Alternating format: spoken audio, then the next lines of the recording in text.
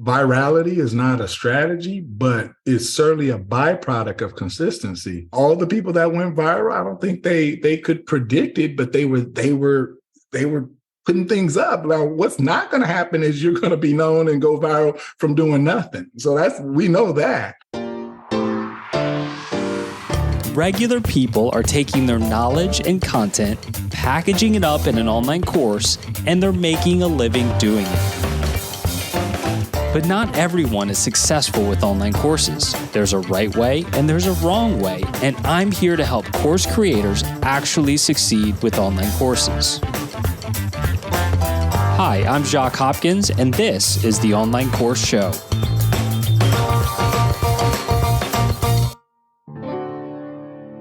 Hello, everyone, and welcome in. This is the show about online courses. It's called the Online Course Show. So if you're interested in having a profitable online course business, you're interested in growing your online course business, then you've come to the right place. I'm your host, Jacques Hopkins. I've had my own online course. It's a piano course for nearly 10 years now. It's allowed me to do so many cool things. It's allowed me to quit my job. It's allowed me and my family to travel all over the place and just live an awesome, awesome life and serve so many people in ways that I never thought possible. But on this podcast, I don't just talk about me and my story. We usually have on other course creators, and I have a real treat for you today. My guest on the show today is probably the top person that I've wanted to have on this podcast ever since I created it over 5 years ago. The guy's name is Jermaine Griggs, and he started his online course business 22 years ago. He started this way back in the year 2000. I don't think I would have even known how to register a domain back then. We are talking a long, long time ago. He has been incredibly successful with online business, with his online courses. In fact, he's in the piano niche. He is probably the OG of online piano courses, and I've been following his stuff for a very, very long time. It was such a treat to get to talk to him. Like I said, ever since starting this podcast, this is somebody that I wanted to have on, probably the very top person that I wanted to have on. In fact, a few years ago, I was planning to go to the ClickFunnels conference, Funnel Hacking Live, where there's like 5,000 people in the marketing space. They have some amazing speakers. I was kind of debating whether I wanted to go or not, and they started announcing the speakers that were going to show up and be speaking at that conference. And the very first person they announced that year was Jermaine Griggs. And I was like, oh man, if Jermaine is speaking, I'm definitely going to be there. And so I got to hear Jermaine speak. He talked a lot about automation, outsourcing, being able to travel with your family and have your online course business run on its own. Certainly a message that I can resonate with. When I got back from that conference, I thought it would be good to at least reach out to Jermaine and introduce myself, tell him I was there and how much I appreciated his talk there at the conference. So here's the email that I wrote to Jermaine way back on February 17th, 2020. It said, "Hi Jermaine, I just wanted to say hello and tell you how much I enjoyed hearing you speak at Funnel Hacking Live a couple weeks ago. When I heard you announced as a speaker, that's what put me over the edge to go. You're the OG, man. I teach piano online at pianoin21days.com and was fortunate enough to get my 2 Comma Club award this year at FHL. I have a young family too, and I love to travel, so I really enjoyed hearing about all the automation and systems, especially coming from someone that started with a piano course too. Thanks for the inspiration, Jacques." And guess what? Jermaine responded fairly quickly. Here was his response back then in 2020. He said, "Jacques, pleasure to hear from you. You first came on my radar on Google/YouTube a couple years back, and I've enjoyed following your work. I also noted how effective your retargeting was. Congrats on your success and growing family. Thanks for catching my talk. Didn't know you were there. Here's my info if you ever want to bounce ideas. Keep up the great work. All the best, Jermaine Griggs." That didn't just make my day, my week. That made my year. I remember getting that email and running to my wife. "Babe, Jermaine Griggs knows who I am." It was such a special moment for me. This guy that I've looked up to for such a long time just even knew who I was truly amazing. But for some reason, I waited quite a while to invite him to come on the podcast. I guess I didn't want to seem like I was after something when I first reached out to him, but Clearly, eventually, I did ask him to come on the podcast, and he was very, very happy and willing to do that. And that's what you'll be hearing very, very shortly. The conversation did not disappoint. But before we get into that, let me tell you about some free training that I have for you. If you're listening to this, you're interested in online courses, whether it's starting one or growing the one that you have, and you don't want to be moving forward using a system, using a formula that doesn't work or doesn't get you the optimal results. There is a formula for success with online courses, and I share with you that formula in a free training that I have for you. You can head to OC Formula, which stands for onlinecourseformula.com, ocformula.com to get that free training. It's completely free. I want to get you going on the right track here, so please check out that free training, ocformula.com. All right, so this conversation with Jermaine, we talked about a lot of awesome stuff. Of course, we talked about how he got started 22 years ago with his online course business, how he traveled with his family to 36 countries here recently over around a 2-year period. We talked about how he goes about outsourcing nearly every aspect of his business, including the content side. So he no longer is the one on camera creating courses. He's no longer the one on camera doing marketing videos, YouTube videos, things like that. We talked about exactly how he outsources all of that. We talked about what would he do differently if he was starting today, here today, and not back in the year 2000. One of my favorite quotes from this whole thing, and you'll hear us talk a lot about this quote because it kind of came up organically, but he said this. He said, virality is not a strategy, but a byproduct of consistency. And I've written that down. I've put it in several places now because I really believe that. He kind of made it up on the spot in this conversation. But I'm going to say that again because it's really, really cool, really important, and really true. Virality is not a strategy, but it's a byproduct of consistency. So remember that. It's hard to plan for some video to go viral, but it's a byproduct of being consistent and doing things the right way, of course. And we talk a lot about automation because he's really become an automation guy. That was the focus of his speech there at Funnel Hacking Live. He's a big, big fan of automation. You'll hear all the scenarios that he recommends and is using. So many great nuggets. You're about to hear from probably the top person that I've ever wanted to have on this podcast. So without further ado, here is the full conversation between myself and Jermaine Griggs from hereandplay.com. Hi there, Jermaine. Welcome to the Online Course Show. Good to be here, Jack. How are you? I'm good. It's an honor to speak with you, man. So did I catch you in one of your, crazy travel excursions, or are you at home base? I'm resting now. We're at home base, but we're getting ready to go out to celebrate our anniversary soon. So that should be a good trip. And business anniversary, or are we talking like wedding anniversary? More so wedding anniversary. So we were supposed to, right when quarantine hit, I had to cancel our trip to Bora Bora, and I've been having this flight credit for like 2 years now. And I think it expires December 31st. So we're getting ready to use it and happy to get back out. Very nice. How many years are we talking, man? 18 now. 18. I know I look young. I know I look young, but no, I've been out the market for 18 years. Really 22, high school sweethearts. Yeah, no, I know you've known your wife for quite a long time now, man. That's an inspiration. We just hit 11. We'll try to catch up to you, but 18 is definitely something to celebrate. Congrats, man. Thank you. Well, like I said, try to catch up to you. So I got into this whole thing because I love to travel too, probably not to the extent that you do. But one thing I find that we do is we end up going to the same places over and over again because we find somewhere and we love it so much. Are you more of a, find somewhere and keep going to the same place, or are you more about finding new places to go to? Well, the year we did our voyage, I don't know if your audience knows, but we took a voyage around the world to 36 countries in 2017, 2018, a little bit 2019. COVID hit, knocked us out of pretty much travel business. And so now we actually spend our time going back to our first country ever, which was Fiji on that voyage. We've been there 5 times. And then obviously other countries were just like one hit, wonders or whatever. So yeah, we're like you, Fiji's a favorite for the kids, they're spoiled. it's nothing, beyond Bora Bora. That's for us, the budget is a little higher to bring the whole family there. But no, we like our favorites. but I try to push them to new experiences. So, Cambodia was something that wasn't on our list, but Angkor Wat was something that they'll remember forever. Or, Jordan, we didn't know Petra. They didn't know Petra existed before our journey. So there were some of the things like that you only really need to see once. You're not going to vacation there, but you definitely want to see them. Where do you how do you even do your research? Because coming from the USA, there's Western Europe, there's maybe South America. How do you even know to go to some of these places? I'm going to be honest. When we left, I didn't know half of these wonders of the world existed.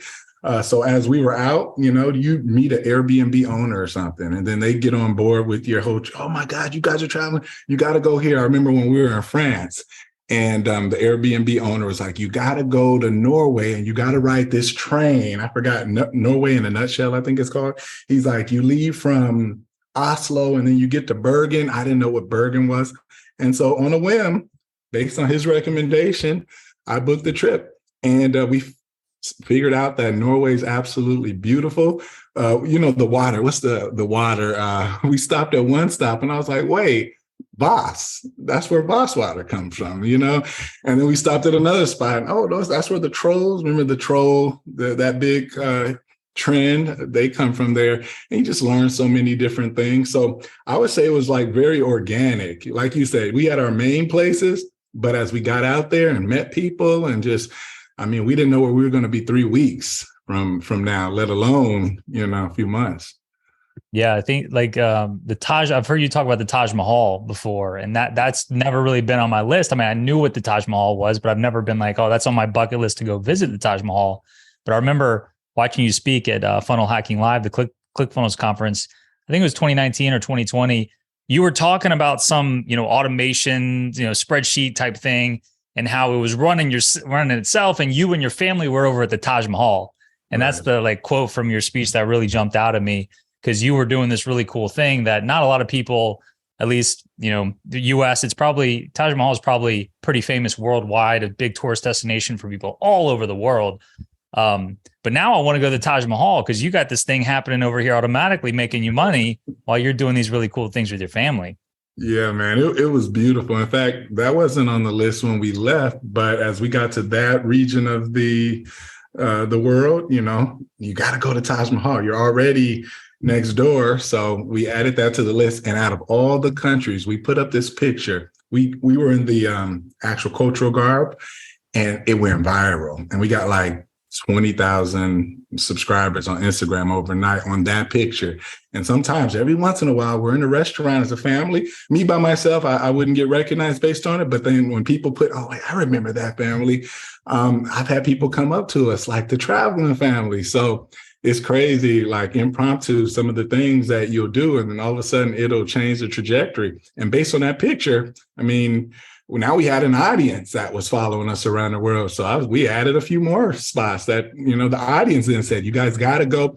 They told us about, we already knew we wanted to go on a safari, but we didn't know about the Great Migration. The Lion King in the beginning, and all the animals are going to meet Simba or whatever. That's fiction, but that's a real thing.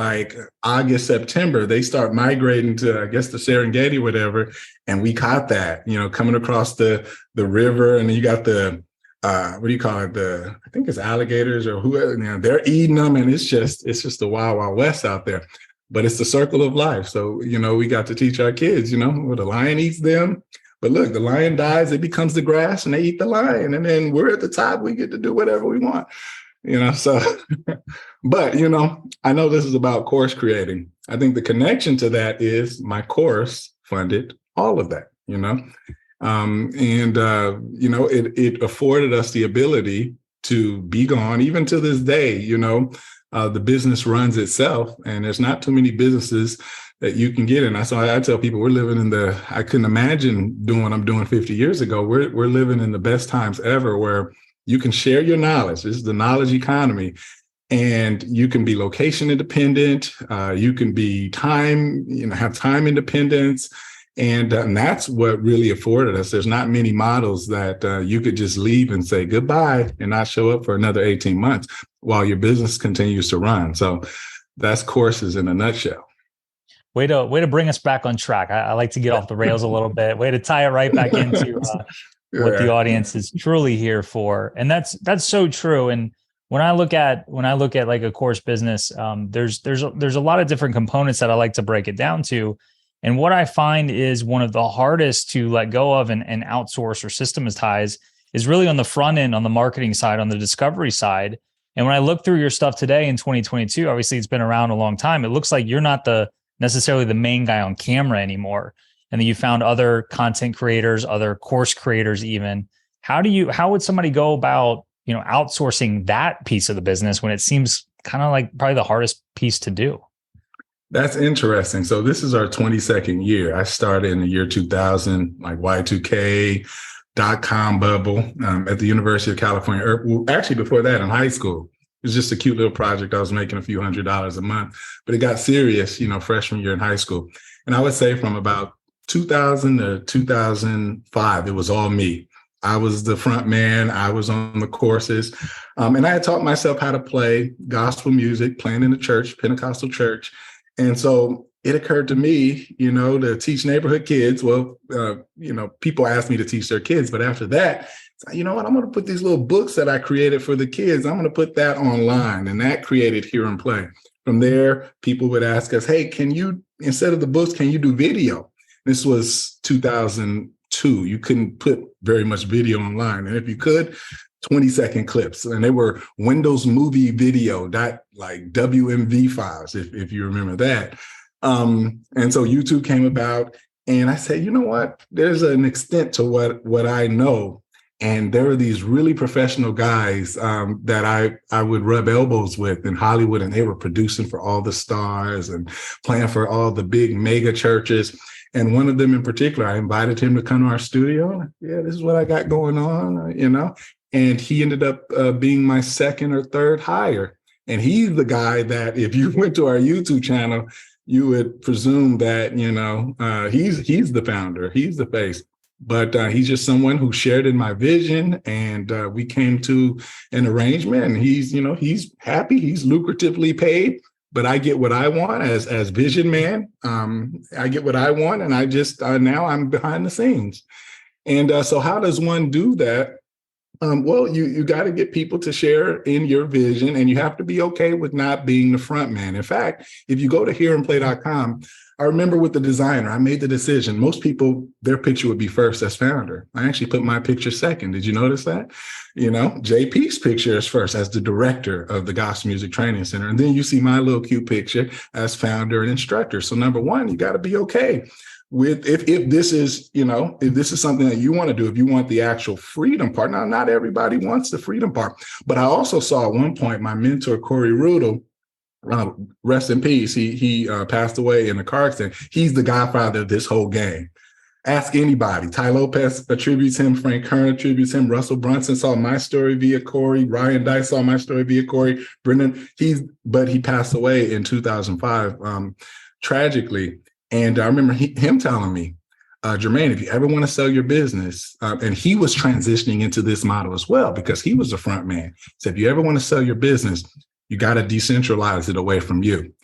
And plus, I wasn't practicing as much. I was doing more of the marketing. It's hard to be both. It's hard to be talent and business. It's almost like an opposite side of the brain that runs them. When you want to get good at marketing and business, now you're going to get less good at the actual thing that you do. And then there's this balancing act. And I find like the truly creative people, they don't seem to be great. The people that hire me on the automation side, at least, they don't seem to be great marketers and business people. And then the business people, they tend to, at least at some point, start slacking on the thing that was their main thing. So instead of me trying to balance both of those and not do any of them optimally, I said, I'm going to handle the business side. I love this marketing, so I can read this marketing stuff. I got a collection. This is just my cute library for the downstairs, but the 2,000 books are upstairs.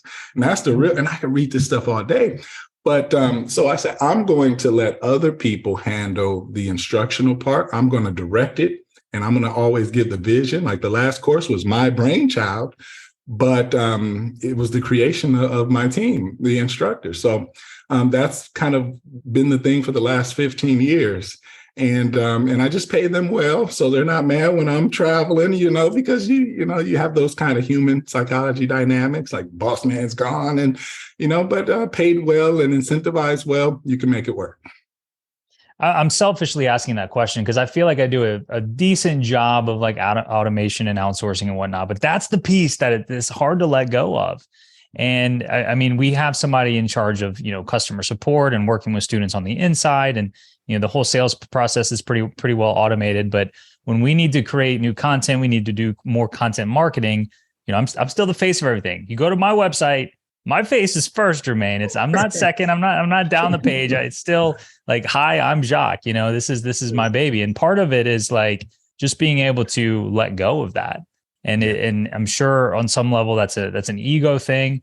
But I would say part of it too is just like being able to find like the perfect person or people to jump in there. So I'm guessing you would attribute some of that success in outsourcing it to just really finding the right people too, right?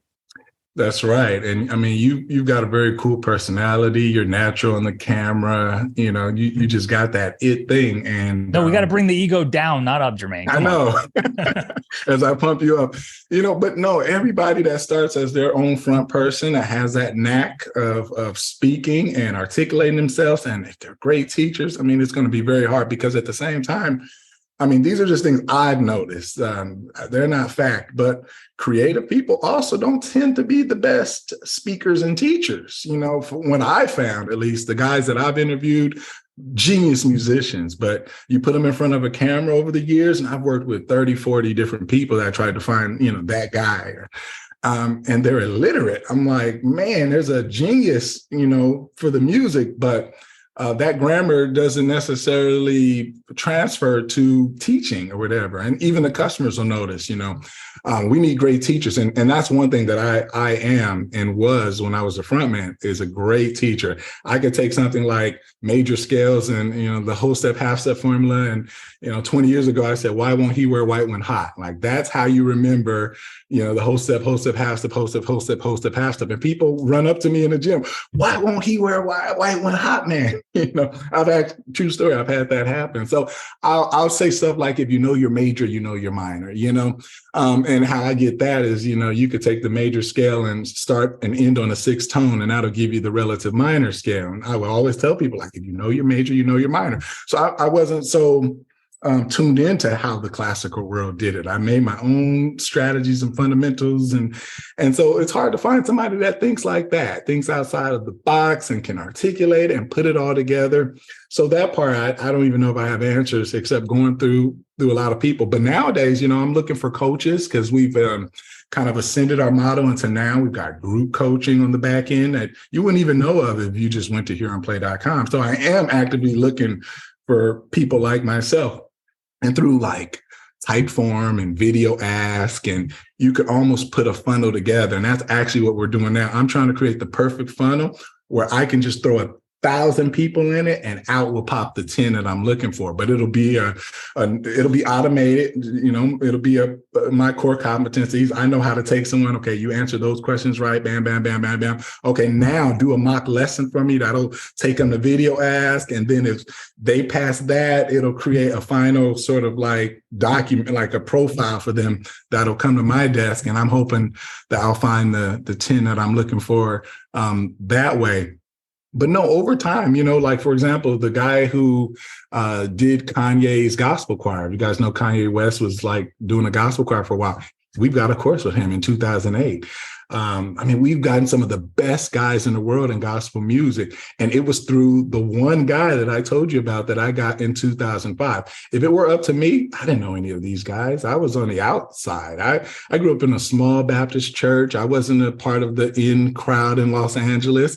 But I got the guy. And once I got that guy, he got all the rest of them. And out of them, it went through my filter of, okay, this is a great teacher versus just an entertainer. And the ones that made it, they're on our faculty today. So it's very possible to do it. But it just starts with the intention. You say, okay, I want a faculty beyond myself. And like, for example, I read Chet Holmes' book, kind of taught me how to put ads out there for what you need. And we did that. I remember one time we did an audition It's like, we're looking for instructors, world-class internet music school or whatever. And we literally got 200 applicants to show up to a hotel. And how we got him there is, at the time, I was teaching Warren G how to play piano, believe it or not. He came to my house. I taught him Regulator and everything. His own song, I taught it back to him. And so he was one of our judges, and we just made this like American Idol type teacher event. We recorded it all. And out of that came Hear and Play Sax 101. We never released it, but I have the footage on YouTube. Hear and Play Guitar came out of that. Hear and Play Gospel Guitar 101 came out of that. Hear and Play Drums 101, 102, 103 came out of that. We did a Hear and Play Flute. We never really released that one. So yeah, that I've been through a lot. I've been through that whole thing. And after doing all that, I figure that you don't want to spread yourself too thin anyway. Your name is Piano in 21 Days, unless you change to Guitar in 21 days and then Flute in 21 days. And at some point you just say, hey, in 21 days, incorporate it, Yeah. But yeah, you don't want to spread yourself too thin. So what I've learned from that is we're full circle, right back to gospel piano where I started. And that's where we've honed in on.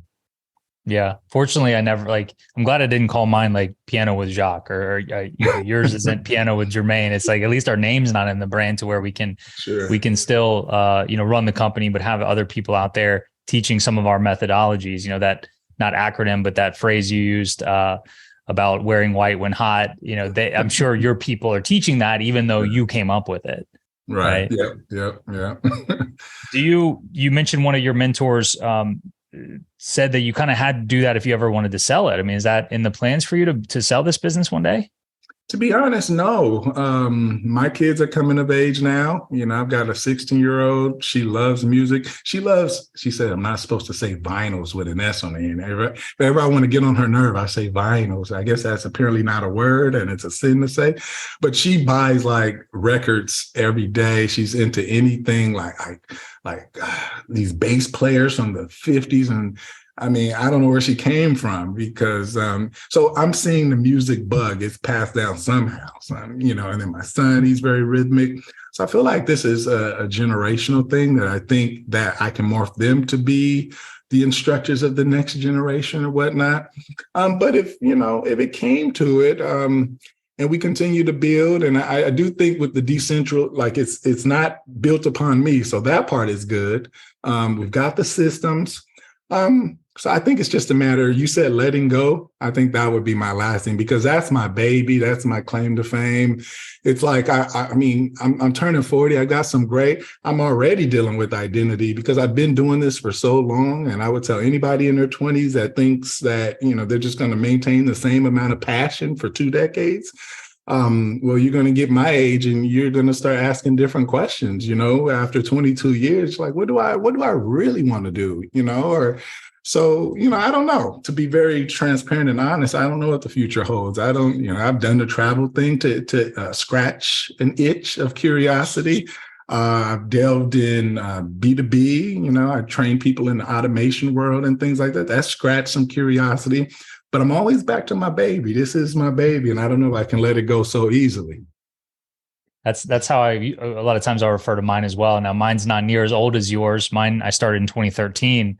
And every time somebody will suggest maybe I sell mine, I'm like, how could I sell my baby? That's the thing that allowed me to quit my job. It's allowed me to do all these cool things. And to just sell it is just like, it's almost blasphemy at this point. Right. Something like this. Now, what if you were starting over? If you were starting over or starting today in 2022 instead of 2000, and like knowing everything you knew, but let's say that you never, started Hear and Play, what would the path look like for you? I don't know if you've probably thought about this before. Like, how would you get started with some sort of knowledge business like this today in 2022?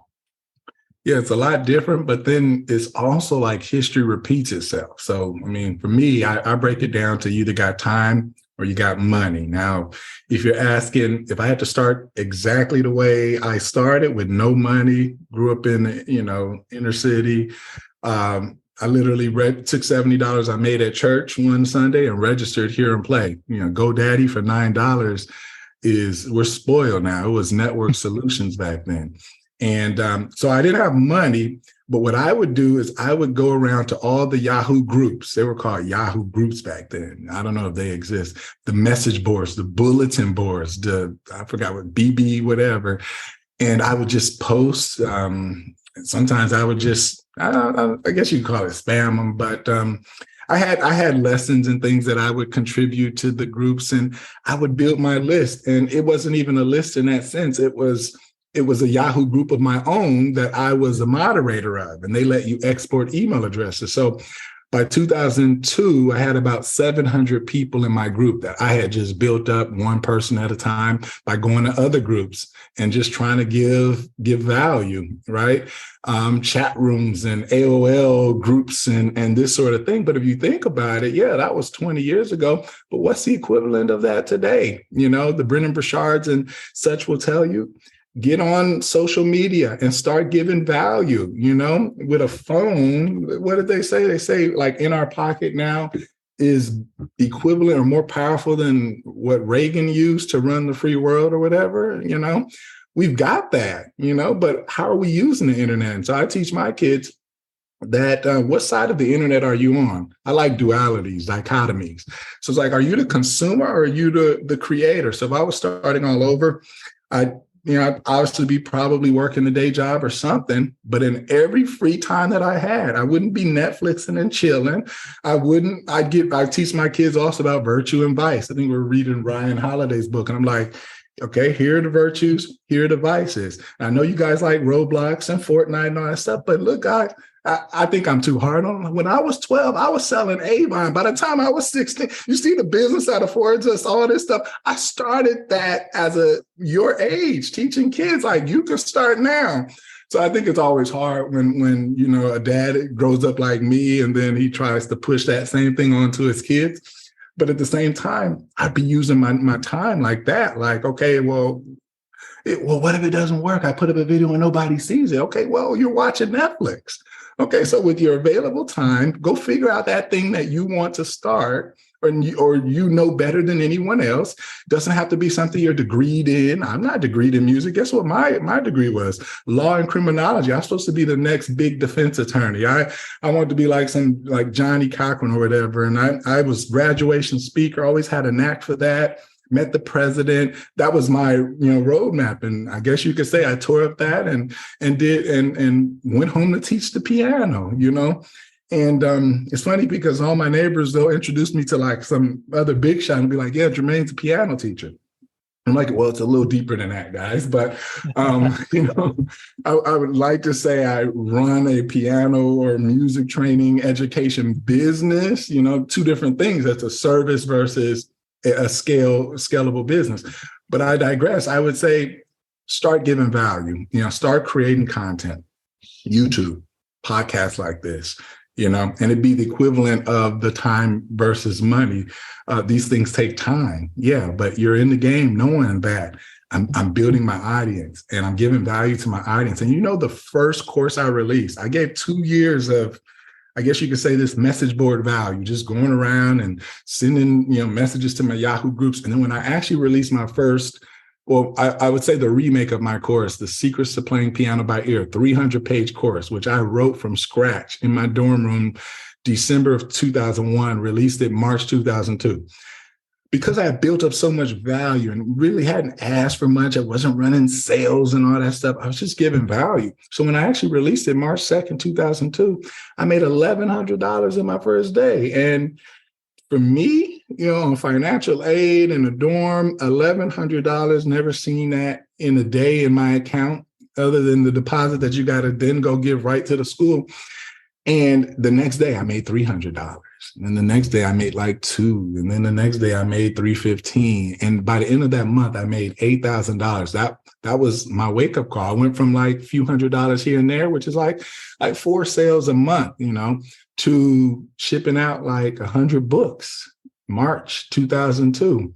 And it was because I had given value. And when it came time to actually sell, people were pent up. And I see that you do this. I actually, the last I went to your website, your course was closed. And I figure that you spend your time giving value, and then you open, and then, you build up. and then you expire, you close it. And I love that model. I mean that if I were starting, I would have a whole year or whatever of giving value, knowing that I'm building up my list. And when I release that course, you probably make in a day, you'd backtrack and make everything you would have made if you just pushed your course from the beginning. You probably do that in a day in the pent up value. And I've seen that. And I've also seen times where we hammered our list and said, man, where have our results gone? Because it's the opposite. We're pulling deposits. So, or we're withdrawing, so you're either depositing, value building, or you're withdrawing, pulling value. And so you have to be cognizant of that as a creator and an online entrepreneur. But yeah, that if I was starting all over, I'd do that. I'd be building my list from day one, some kind of lead magnet. I mentor another person in the piano niche, and I'm telling her, everything you're doing is awesome. It's just that your list is only 5,000 people. So your numbers are awesome. What is the word I'm looking for? Extrapolate it to my numbers, you'd have a 7-figure operation here. So now you've got to build your list. We built our list $1 a lead. That was my number. If I could get a lead for $1, I'd spend as much as I could.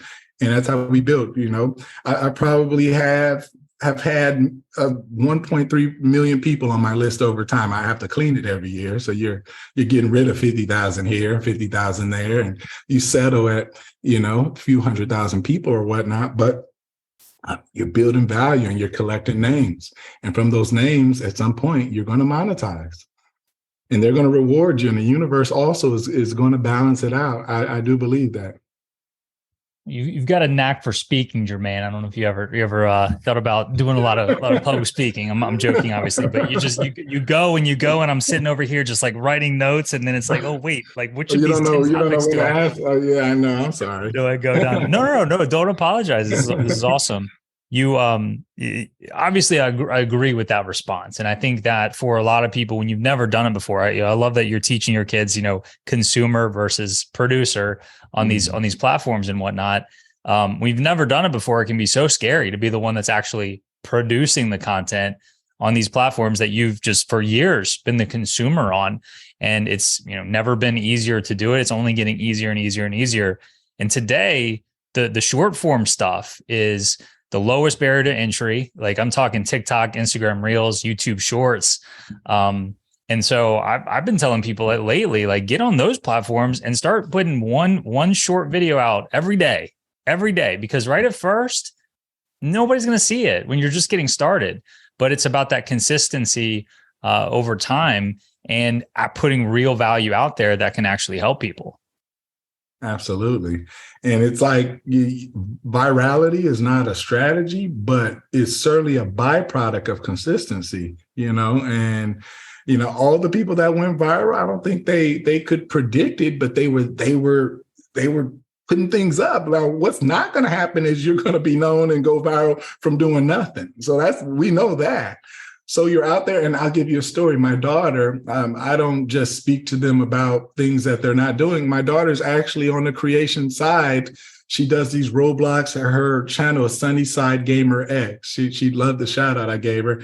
She's like 11, 12. Well, now she's going to be 13. I have her stuck as an 11-year-old. She's growing up. She'll be 13 next month. And she's got I think 5,000 subscribers on YouTube. She just passed some threshold where you can unlock something. And then she's got 60,000 between her TikToks. And then she's got 20,000 on Instagram. I'm seeing this little empire. I'm like little Oprah, so she's actually going in the footsteps of and so me and my wife will debate over well, they're on their phones and we'll screen time them.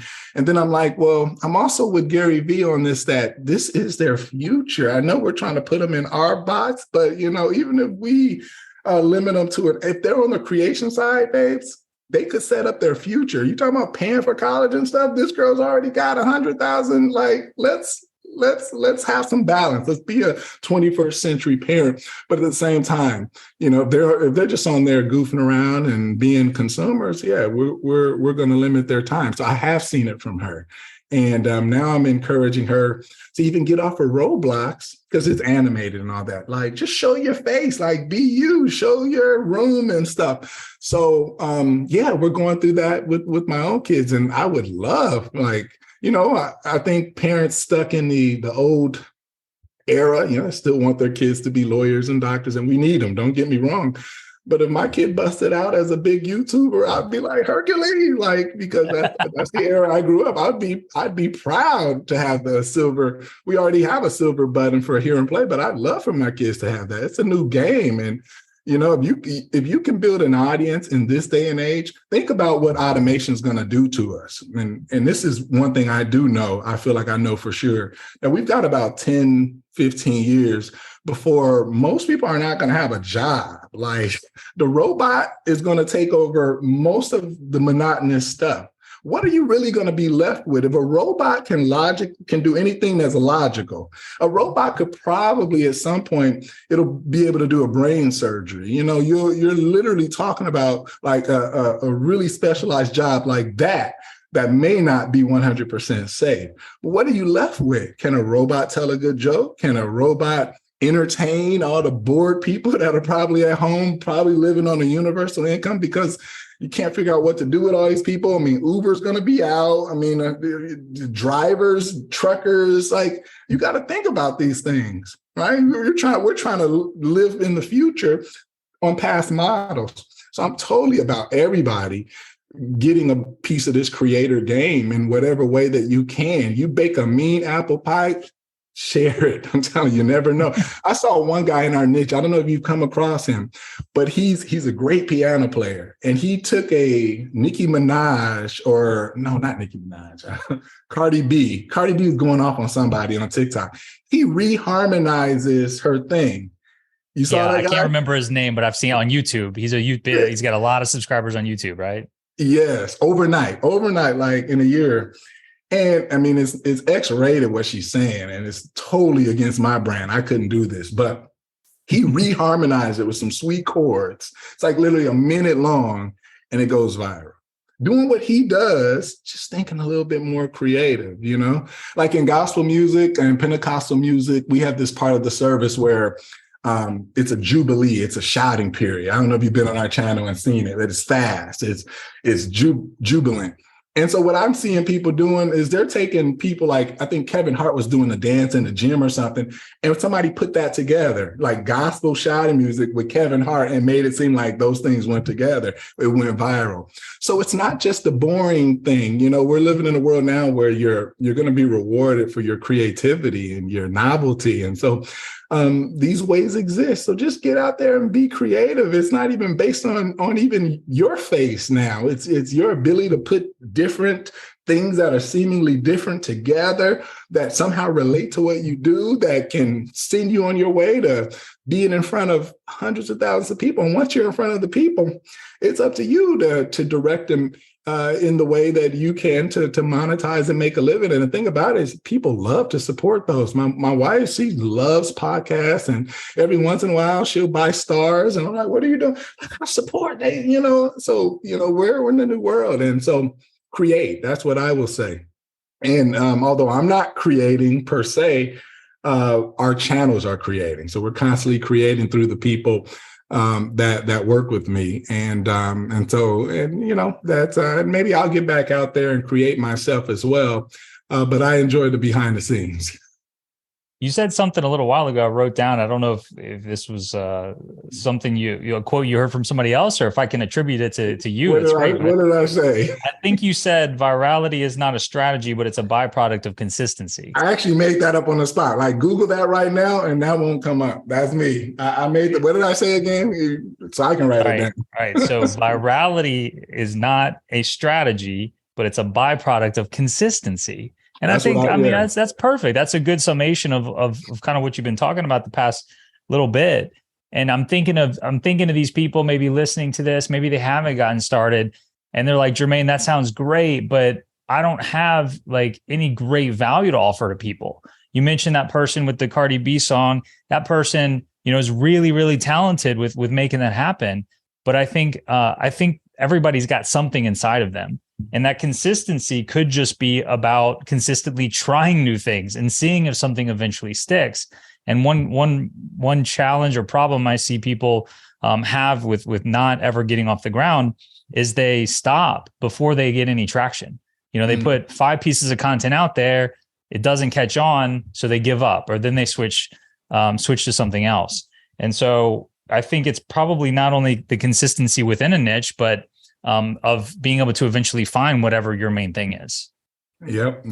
One guy I came across who underscores your point there, that consistency is this guy, Justin McClure, McClure family, and they're viral. Like his girls are these cute twins, and they got like millions and millions of subscribers on YouTube and it's everywhere. And I asked him, you feel like it's hard to keep up and having to beat yourself? Each time you got to beat yourself because you've been viral and then you're looking for that next viral hit. And we're walking around our community and he goes, no, Jermaine, you have to get to the point where the process is what you enjoy. And he says once he releases it, he doesn't care about the numbers. He actually doesn't even look at the comments. I don't know if you should do that, but he releases it. And he says that content, he sees it because he's in entertainment. It's just like family vlogging type of style thing.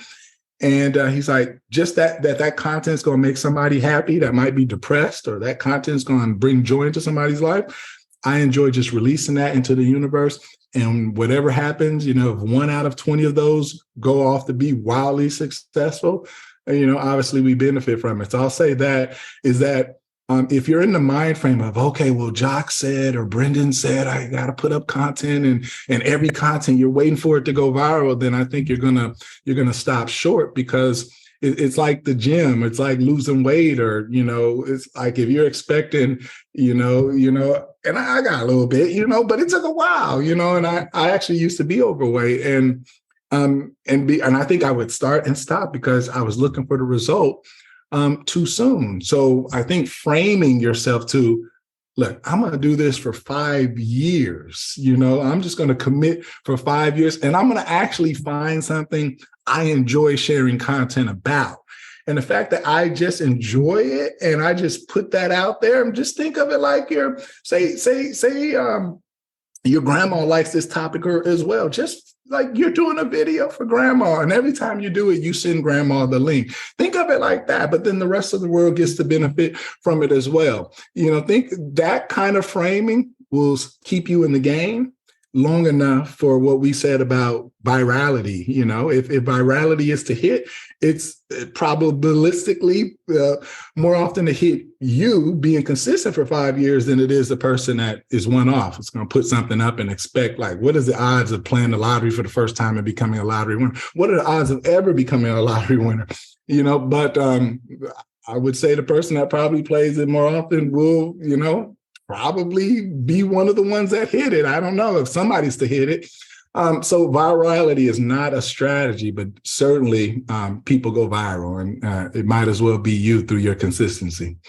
And I think we could, it makes me think we could probably replace that first word in the quote and apply it to other things as well. When you're flexing, talking about the gym, it's like you could say, getting swole is not a strategy, but a byproduct of consistency. So we can apply that to a lot of things. Absolutely. That end result, that desire, oftentimes you can't control the result of your action, because there's so many moving parts, right? And fitness is a little bit more formulaic than most things. I mean, calories in, calories out. I mean, it's so simple, but it's so hard. Like to go to Bora Bora, I still got a little gut here that I'm working on. It's so simple. I know the strategy, but the act of not eating the muffin that the wife keeps buying, I'm trying to blame it on her. It's so simple not to do it, but it's so hard, So, some things are easier than others, but something with so many moving parts, like going viral, which some people have claim they figured it out, or Mr. Beast and those kind of guys. But I mean, for the most part, the average person's just not going to hit a button and go viral tomorrow with any level of certainty. So you're left with your consistency and your enjoyment of the process. So I actually enjoy going to the gym, me and my wife, and it's a part of our lifestyle now, to the point where we miss a gym day. You feel it. You're like, wait, something's not like I missed, So as long as that, you'll get the byproduct of the biceps and stuff like that. But if you're going waiting for the result, you're going to die out. Let's jump over and talk a little about automation clinic. You were talking about the kind of funnel and automation you put into place for attracting and hiring people earlier. And you can really tell how passionate you are about automation. And I remember the talk that I heard you give at that conference. You shared your freedom formula and all that. When did you notice that you loved geeking out on automation and turn it into a business? That was 2008. So I was, having grown this business from $70, I had to learn all this technology.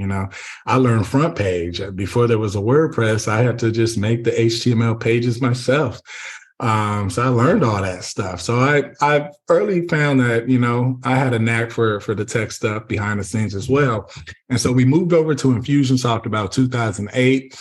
And I saw, wow, all the things that we could do with conditions, if this and then this and conditional things. And you mean to tell me if they click this, I can tag them, but then I can use that tag to change and affect a paragraph in the future. So they could tell me they're a beginner that hasn't played longer than a year. And you mean like 3 months later, I could throw that into my email so that, if 1,000 people got that email, they effectively got, it could be 30 different versions of that email with me just, hitting one button.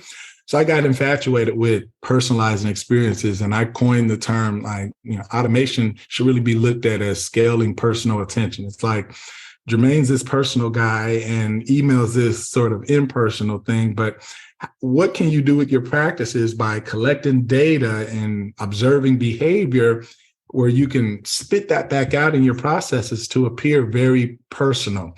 And so that's what we do with, anybody becomes a customer or a member. We keep up with things that they're doing and we tag them. We have some like 3,000 tags in our system. And anytime we send, say, a client newsletter or something, you'd be thinking you're getting the newsletter that I'm sending to everybody. But no, the first paragraph is based on how long you've been a member, even an offer you get in there. Like you might get the lifetime offer because you're an annual member, but you may get the annual offer because you're a quarterly member. And you may get the quarterly offer because you're a monthly member. That's just a block. It's a block with some if-then code. And every platform does it differently. Infusionsoft is called dynamic content, but now there's so many other platforms that have made it easy. So automation's also a mindset. I think of automation as ways to extend my senses, hearing, that's collecting information, speaking, that's personalizing that same information. Eyesight, that's viewing the things that they're clicking on and keeping up with that and surveying them. And tasting, that's like different types of lead magnets you throw out there as tests. And so we've just sort of figured out how to take the technology and humanize it so that when people come to us, I haven't been in front of a course in 13 years personally, but through my automation, people feel like they know me. And it's like, I'm still Jermaine, even though I'm dated in my courses. People don't recognize me in real life based on my courses. I'm stuck at 23-year-old Jermaine or whatever, 25-year-old Jermaine from my last personal course. Now, I should correct that. I just came out with a course that I'm the host in, but JP's really sitting at the piano and I'm sitting beside him. That's 15 years in the making, and it just came out last Wednesday. So, and that was a result of surveying and figuring out what people wanted. What we learned was these big DVDs that we used to have these 5-hour DVD courses and things like that. What we learned was that people wanted manageable bite-sized lessons. So our newest course, the 100, 5-minute, it's 100 lessons. That's why it's called the 100. And, Gospel Grammar System is the byline. And it's 5 7-minute lessons. And we learned that also through our surveying processes. But back to the automation. Automation is just figuring out, okay, how can I make this scenario here more personal? How can I improve my conversions by showing them, for example, something I invented back in the Infusionsoft days was when they got their upsells. I don't know if you can do this in ClickFunnels, but I wanted to send them to the exact upsell. And we were using the shopping cart, not a funnel at that time. So it's like, if they bought this, how could I send them to the best next product? So I invented like this cycler thing, if you will. And it's just based on the same if then, if they have this, then put this in front of them. So I think, anybody interested in automation, they're interested in if then logic. And it's just like, if this happens, what is the best possible response then that I can do? And that's in my emails, that's in my SMS, that's in my landing pages, anything that you can control. And I do this till this day. The lazy Jermaine would just put one asset in place in my funnel or in my follow-up. But the optimal Jermaine is like, there's about 4 or 5 different ways I should be presenting this if I want the optimal conversions. And it's just the Jermaine that's going to show up, when he's architecting it. But yeah, the automation would skew for, here's the best possible experience for this person, given the knowledge or the information I know about them. And that's how I would surmise it. So what is Automation Clinic? Is that just you consulting with businesses on adding automation to their business?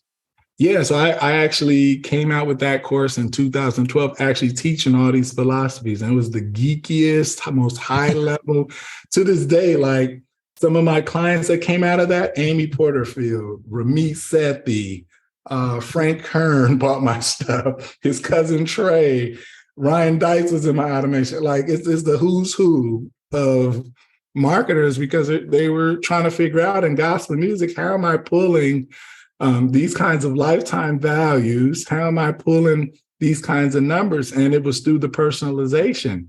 It was through really honing in on who they are. Like even on my order form, if you go to hearandplay.com/join GMTC, G Gospel Music Training Center, if I'll go there too. It would just pass you up. You wouldn't even, the average person, hearandplay.com/join GMTC. The average person would be like, oh, okay, it's just a little survey on his order form. No, it's the beginning of my if statement, right? Okay. Because you're joining, you're giving me money. If you scroll to the bottom left, tell us about yourself. Select your favorite style of gospel, newer contemporary style, older traditional, up-tempo praise and shouting, slower worship style, contemporary Christian style, classic hymn and congregational, and then tell me your experience level. Beginner, I know little to nothing. Intermediate, I tickle the keys a little bit. Advanced, I play very well. Okay, because the sale is just the beginning of the relationship. We take for granted the fact that when somebody is willing to join your membership site, that they're going to stay forever. That's not true. So given that information, that's the if. Now, what are all the things I can do with the then? Could I change up their welcome sequence based on just those 2 pieces of information? The paragraphs in the email, could they send them to the optimal lesson, given that they're a beginner that wants to learn traditional music? Or perhaps, the 100 is their core foundational lessons that everybody's going to go through. But can I frame it differently as I'm getting them back, in your 14-day welcome sequence or whatever? Given just those 2 pieces of information, they're all going to the same course, but how you send them there is everything. How you pre-frame that is everything. So it could be, since you're into traditional, styles, I can't tell you enough how important learning your scales are. And I know that's the first, 10 or so lessons or whatever is going to build up to scales and number system. So it's the same number system that I'm going to frame for the guy that says he's into up-tempo stuff, but just that information. So to me, that's automation. It's not, that's automation. And it's what you do with that on the back end. And if I wanted to make a one-time offer, what's the better offer? Somebody puts up-tempo music there, and then on the thank you page through my little cycler script I told you I developed, wow, the upsell was about up-tempo charismatic music, which for me is Gospel Keys 300. So that's automation. That's how you do these things. And nobody, even now, this is 10 years ago, Jock. This is 2012. We're doing that. And even now it hasn't caught up. So if I were to consult with even my good friend Russell at ClickFunnels. I'd be like, this is 3.0. Like, hey, add in some conditional stuff on the funnels. Like, you know how you can collect stuff on the web form on this page? Just give us some conditional branches. You automatic. That's my personalized. That's my scale personal attention. You automatically take your conversions up. You just split people, and it's not for the faint of heart, but for those who get it and know that, wow, I can put a different offer in front of somebody based on what they tell me on the previous step. It's golden. And that's how you take your conversions. You get somebody, upselling. At one point, I had an 80% upsell rate on one of my upsell takes. And it's not rocket science. You told me something on the previous step, and I'm just picking the if then that's best for you. It's simple, but the tech is hard to do, for the average person. Yeah, for sure. You obviously have a knack for it. So given all the automation and everything, like what does a normal work week look like for you? You doing the whole 4-hour work week thing or what? Well, yeah, I've had, 22 years at this. So obviously during the travel, that was like a 4-hour work month. I felt like it, it was kind of like whenever I had a moment to check into things, and not too many projects going on while I was gone, but now I feel like I'm getting my groove back. It's something about now. I don't know if it's because I'm turning 40 or whatever, but I'm feeling myself. I mean, the 100, kept us pretty busy. Anytime you're launching, this launches are, they keep you pretty busy. So I feel like, in all honesty, I'm working. I feel like I'm actually working, and I'm enjoying. I'm being back in the saddle. We've welcomed several people into the 100. So obviously servicing them. Now we have this community type setup in the back end. It used to just be this course silo where you just do the course on your own. Now we're using like Mighty Network, that type of thing. So the members are ever so connected. So now, you got stuff on the timeline, you're having to answer questions. And I think in the long run, the benefit of that is going to outweigh the added stress of servicing the members publicly like that. So we're enjoying that change, which has been a change as of this year. I'm consulting here and there. I still get automation clinic consultations, although I only do the high end. Like, for example, Neil Patel was one of my last clients, Sam Oven. So I'll take clients like that are interesting. And obviously I'll charge them the type of money that this information is worth. But in terms of the day-to-day, I really do enjoy falling back behind the scenes. But to be honest, Chuck, I wrestle with like, do I want to be a front-end guru? I see all my friends that started with me. I see the Russells, I see the Ryans, I see the Franks. I mean, I've been out longer than any of those guys. And I'll peek out, speak on their stages, go back into hibernation. And for the most part, like, where's Jermaine ever at? He doesn't really share. And so I don't know what 40 will do, but I do feel a calling. I want to write a book. I do feel a calling to do more. So what I'll tell like my young people that I mentor, I say, automation also, Les Brown says this. He says, the thinking that has gotten you this far has created problems that this thinking cannot solve. So part of that is like, so my automation lifestyle has made me so free that it's also made me lazy, or it's made me not as hungry as the 20-year-old Jermaine. So now I'll go to the gym and I work hard there. I see where my interests are. So, I own fitfounder.com. It's like, should I do something with that? I've got, entrepreneur is an entrepreneur. You're always, where I have so many interests. Unlike the scenario you said where like, I just feel like I have so many interests that's like, that could be a business. That could be a business. And what do I want to do in my 40s? I feel like the music, it runs itself. JP's my director. Brian's director of my sales. Dr. Anya's director of my coaching. It's like, I just kind of peek out and say, hey guys, it's like, yeah, we're working, boss, we're working, So, it leaves me with like, what, that's, yeah. Like, I do interviews like this, but I'll go upstairs. I'll eat a snack. Entrepreneurship can be lonely, especially when you've built yourself up this silo as I have. So who knows what the future holds? Yeah. And at this point, I look at it very seasonally. There's some times where I want to just like travel and not really think about work very much. But other times, like, I mean, we got to do something with our time, right? Mm-hmm. Time is moving forward, whether we like it or not, and we've got to do something with our time. And so there's seasons where I'll jump back into piano in 21 days and we'll redo things. Right now, I'm not in that season. I'm spending very little time on it. It's mostly doing its own thing.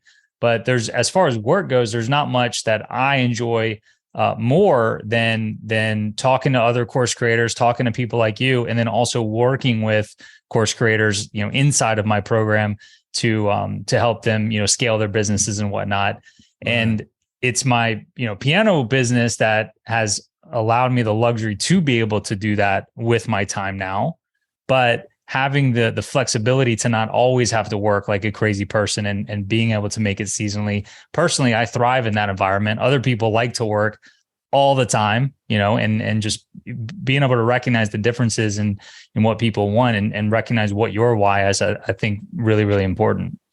Absolutely. Absolutely. And I do know I want to inspire people, and I commend you too for taking your available, free time, your available time, and then pivoting into something else that you're interested in. So I might follow in your footsteps. Wealth, what was it called? Weightsandwisdom.com. I registered that, and I was like, what if I bring guys into my home gym, which I actually like working out elsewhere, but I'll bring guys into my home gym. We'll work out and some music behind us, and then we'll sit down like in an insight, impact theory type of set, and then we'll share some nuggets. So it'd be like you work out with me, we'll share nuggets during that, and then we'll sit down and actually do the podcast. And I would call it Weights and Wisdom. So even to your audience, like I'm always going through these concepts of like, what do I want to do with my free time in my 40s? What else do I want to do? And that might be something too. Fit Founders along the same line, so you can consolidate those ideas.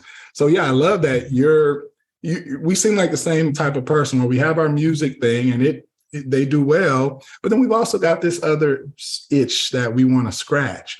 And I think that's just the entrepreneurial paradox in and of itself. An entrepreneur, like I said, is an entrepreneur. And so we always got to everything you can do, should you do? That's a question I always ask myself. But I do think I'm at a precipice as well. Interesting. Well, I'll be following you to see what comes next. You mentioned possibly writing a book. I would definitely sign up to be on that wait list. Speaking of books, what are some of your top book recommendations out there? I'm actually reading a book called The Beginning of Infinity right now. It's not for the faint of heart.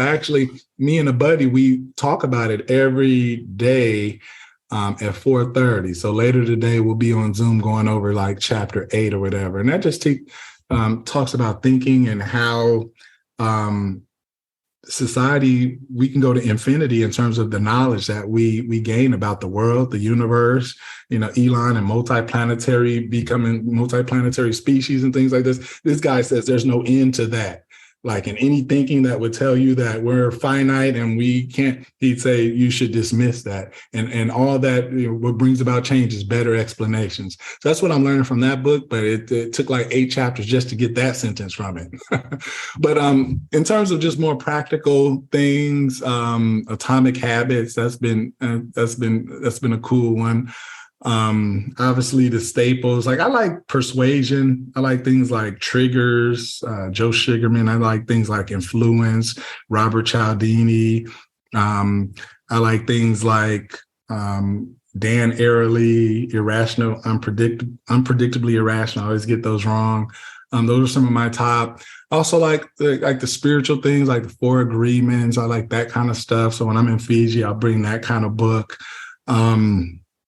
Compound Effect, that's a book I last read with my kids, just teaching them about just, double that penny every day. You don't have to hit it out of the park. That's that same consistency line with the producing content. Just a penny a day. Just let that double. And soon, it'll look like millions, but it'll take some time to do that. And we're reading Ryan Holiday's, which one is it? Man, he just cranks out books. Like I thought I was keeping up with his books, and then all of a sudden he's got 10 more. So I don't even know which one you'd be referring to. Yeah, it's this trilogy with the virtues. That one, I can't even remember. But it's this trilogy with virtues and something else. So we're going through that one, and so just love a good read. And I got the classics behind me. Every once in a while, I'll get into some, like, those are some of like the classics that go back, I mean, probably a couple thousand years. If I'm in a bored mood, I'll read some of that. I like even Freud and psychoanalysis and just anything eclectic going around the world. I got a knack for like learning about like ancient Egypt and Sumerian stuff. And I don't know, I think knowledge, that's the difference maker. You know, anything can be solved, any problem in your life can be solved by just knowing better. Well, most problems, you know, knowing better and applying that knowledge. So, and that's how I live. Well, Jermaine, thanks for coming on. It's been a pleasure to meet you in this setting, and for being so generous with your time. I probably told you this already, but from the day I started this podcast 5 years ago, you were on the short list of people I wanted to have on one day. And wow. So thank you for agreeing to come on, man. Oh, man, the pleasure is mine. I see that helmet in the back. You play football? I'm honored that you would even think that I played football, man. I played in high school. I played the two most high impact sports. I was on the golf team and I did cross country. Oh, nice. But man, I live a little bit outside of New Orleans, Louisiana, in Baton Rouge, and we have LSU here, and I live about a mile from the campus, and we're big LSU fans, football, baseball, basketball. And so I'm just a big fan of their football team. I've never put that helmet on. Gotcha. Well, the pleasure's been mine, man. You're an easy host, and I'm sorry I didn't give you an opportunity to ask more questions, but you're right. Sometimes I can just go, but pleasure's mine. And if your audience wants to reach me, you got hearandplay.com, you got Automation Clinic, and you got beginnerbusinessschool.com. But okay, what's that? Because I was going to close out by asking, like, you mentioned all these things you could be doing. Like, if somebody wants to follow and see what you release next, where would they go? What is that last one you mentioned? Yeah, because Automation Clinic is so geeky. I mean, it's not like I said, it's not for the faint of heart. So I felt the need to then release Beginner Business School, which was more like, hey, find your Hear and Play. What's your thing? It doesn't need to be the thing you went to school for, because I didn't go to school. It's basically how to find your Hear and Play based on Ikigai, based on where your love meets any kind of skill that you have, where the world needs it, and where you can get paid for it. And when those four things come together, that's the thing that you can thrive in, or at least explore. So Beginner Business School just takes folks from like my grandma could join that. And that's what I wanted to create, because Automation Clinic just felt so exclusive. Cool. All right, Jermaine, we'll wrap it there, man. Thank you so much. All right. Thank you. All right. Thank you so much for listening. Thank you so much to Jermaine for being so generous with his time. It was such a pleasure to get to know him. And I mean, he's just, I've looked up to him for so long, and he's just a regular guy, right? He's just a regular guy. And it was a real pleasure on my side. I'm sure you could see that come through from me in the conversation too. So I hope you were able to enjoy that as well. This has been episode 191 of the Online Course Show. So you can find all the notes and any links we talked about by finding the show notes at oc.show/191. And if you want to keep learning, you want to learn what I have figured out as the online course business formula, then I've got some free training for you that will help you start or grow your online course business and really help you figure out what are those things that you should be working on to actually move the needle. No more going about and doing things that you're not sure if they're going to work. You're just throwing things at the wall. Let's get a proven plan together to move forward and get results. You can find that free training at ocformula.com. Hope to see you there. This has been another episode, once again, 191 of the Online Course Show. Thanks for being here. I'll see you next time.